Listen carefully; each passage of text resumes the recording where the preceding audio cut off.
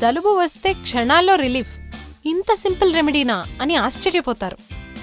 వైద్యరంగం ఎంతగా అభివృద్ధి చెందినా ఇంకా పరిష్కారం కాని సమస్యలు అనేకం ఉన్నాయి.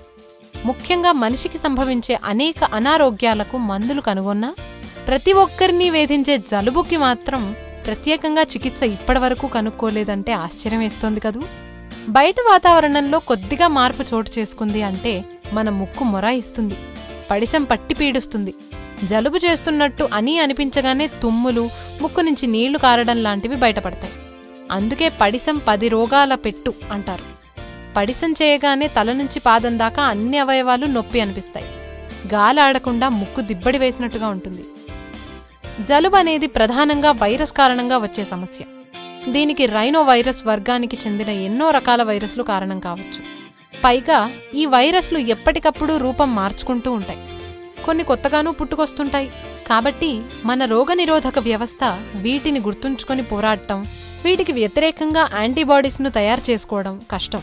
అందుకే అందరినీ తరచూ జలుబు వేధిస్తూనే ఉంటుంది. సాధారణంగా జలుబు ఒక వారం పాటు బాధిస్తుంది, తర్వాత చాలా వరకు దానంతట అదే తగ్గిపోతుంది.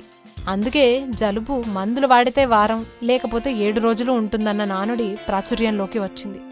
జీవితంలో ఎప్పుడో ఒకసారి జలుబు బారిన పడని మనిషి అంటూ ఎవ్వరూ ఉండరు.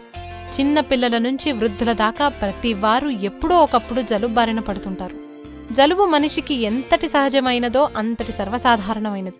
సగటున మనిషి ఏడాదికి 2 సార్లైనా జలుబుతో బాధపడుతుంటాడని అమెరికాలోని నేషనల్ ఇన్స్టిట్యూట్ ఆఫ్ హెల్త్ వారి అంచనా.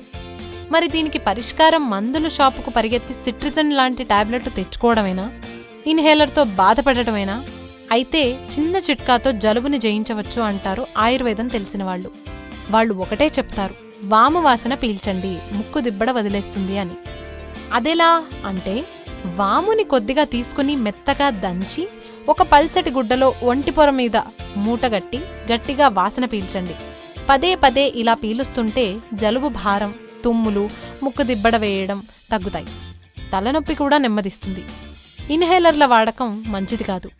దాన్ని అతిగా వాడితే నెత్తురు కారడం, ముక్కు లోపలి పొరల్లో ఇరిటేషన్ రావడం జరుగుతుంది. హారతి కర్పూరాన్ని కూడా ఇదే విధంగా వాసన చూడొచ్చు. కానీ ఇది కూడా వాములాగా సౌమ్యంగా పనిచేయదు. అతిగా పీలిస్తే ఇరిటేషన్ తెస్తుంది. వాము పొడితో వాసన పీల్చడం సున్నితంగా ఉంటుంది. అలాగే ఈ సమస్యకు ఆవిరి పట్టడం ముఖ్యం. దీనివల్ల తెమడ పల్చబడి తేలికగా బయటకు వచ్చేస్తుంది.